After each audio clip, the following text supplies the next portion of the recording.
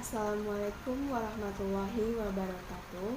Baiklah, kami di sini dari kelompok 9 akan membahas materi tentang gangguan akibat zat adiktif. Yang pertama, saya Melawani Fitri akan membahas tentang gejala psikologis gangguan zat adiktif. Zat adiktif adalah suatu zat yang mana dapat mengakibatkan kecanduan pada penggunanya. Zat ini sering digunakan oleh orang dengan berbagai alasan, akan tetapi zat ini sangat berbahaya bagi penggunanya karena zat ini bersifat psikoaktif, di mana zat tersebut bekerja pada susunan saraf sehingga pusat saraf mempengaruhi kepada tingkah laku, memori, alam perasaan, proses pikir dari seseorang tersebut. Selanjutnya, pengguna zat adiktif ini akan dapat mengalami suatu kondisi yang lebih lanjut, yaitu disebut dengan ketergantungan dengan zat adiktif tersebut. Kecanduan atau adiksi merupakan suatu keadaan fisik seseorang maupun psikologisnya yang mana mengakibatkan badan dan jiwanya itu selalu memerlukan obat tersebut untuk dapat berfungsi secara normal. Misalnya, orang yang candu merokok, maka dia akan ketergantungan kepada rokok tersebut. Tanpa rokok, dia merasa bahwa jiwanya itu tidak berfungsi dengan secara normal. Seorang perokok berat sering menyatakan bahwa dia itu lebih baik baginya itu tidak makan asalkan dia tetap merokok. Yang dimaksud dengan ketergantungan zat adiktif ini adalah yang mana suatu kondisi yang cukup berat di mana penggunanya secara patologis dapat menyebabkan si pengguna ini mengalami sakit cukup berat dan berbagai macam kesulitan yang dideritanya. Akan tetapi tidak mampu untuk menghentikannya, yang mana kondisi ini ditandai dengan adanya sindroma putus zat dan toleransi. Yang dimaksud dengan sindroma putus zat ini adalah suatu kondisi di mana si pengguna zat adiktif ini dia menurunkan atau menghentikan penggunaan zat tersebut yang biasa dia gunakan, yang nantinya akan menimbulkan gejala yang sesuai dengan jenis obat zat yang digunakan. Sedangkan toleransi adalah suatu kondisi di mana si pengguna obat ini atau zat ini mengalami peningkatan dosis zat setiap penggunaan untuk mencapai tujuan yang dikehendaki oleh pengguna tersebut. Sedangkan contoh-contoh dari zat adiktif ini dapat kita lihat yaitu seperti alkohol, nikotin yang terdapat dalam rokok, terus ganja, opium, sabu-sabu, putau, dan morfin, dan juga ada lagi contoh lainnya. Kemudian secara umum penggunaan atau kecanduan dari zat adiktif ini dapat dikenal dengan berbagai gejala psikologis sang pengguna. Baik, sekian dari saya, akan dilanjutkan oleh teman saya. Terima kasih.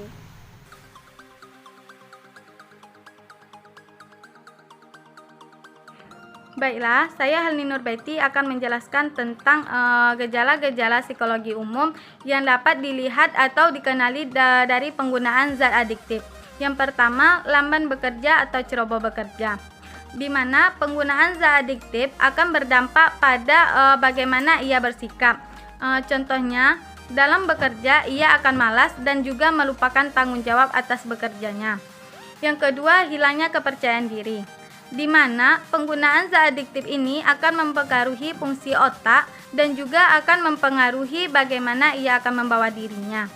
Yang ketiga, sulit berkonsentrasi dan juga perasaannya kesal dan tertekan, di mana penggunaan zat adiktif ini akan sulitnya berkonsentrasi dalam bekerja dan juga akan merasa tertekan dan kesal secara tiba-tiba tanpa adanya sebab. Yang keempat, cenderung menyakiti diri sendiri dan perasaan tidak aman. Apabila penggunaan zat adiktif ini merasa tidak aman, maka ia akan melakukan menyakiti dirinya sendiri, bahkan mencoba untuk bunuh diri. Yang kelima, gangguan mental dan juga antisosial, di mana penggunaan zat adiktif ini akan mengalami gangguan mental sehingga ia akan menyendiri dan juga antisosial. Yang keenam, sangat sensitif dan juga mudah bosan, di mana orang penggunaan zat adiktif ini ia akan mudah bosan dalam hal yang akan dilakukannya. Yang ketujuh, jika ditegur atau dimarahi, penggunaan zat adiktif ini akan menunjukkan sikap membangkang, di mana orang yang menggunakan zat adiktif ini tidak suka dimarahi atau ditegur, sehingga ia akan menunjukkan sikap membangkangnya. Yang kedelapan, emosinya tidak stabil, di mana orang penggunaan zat adiktif ini lebih emosional dan suasana hatinya suka berubah-ubah. Yang kesembilan, kehilangan nafsu makan, di mana orang penggunaan zat adiktif ini akan mengakibatkan hilangnya nafsu makan si penggunanya, sehingga pencandu ini akan kehilangan nafsu atau kekurangan gizi dari obat-obat yang ia konsumsi. Yang terakhir adalah banyaknya bicara. Orang penggunaan zat adiktif ini akan berbicara yang tidak masuk akal atau bertele-tele sehingga sulit kita pahami. Zat adiktif ini biasanya digunakan oleh bidang kedokteran atau sebagai obat dan juga ilmu pengetahuan untuk penelitian. Biasanya penggunaan zat adiktif ini yang tidak sesuai dan secara berlebihan akan menyebabkan kerusakan pada fisik dan juga psikologi dari sang pengguna. Hanya itu yang saya jelaskan. Terima kasih, dan selanjutnya akan dijelaskan oleh teman saya. Terima kasih.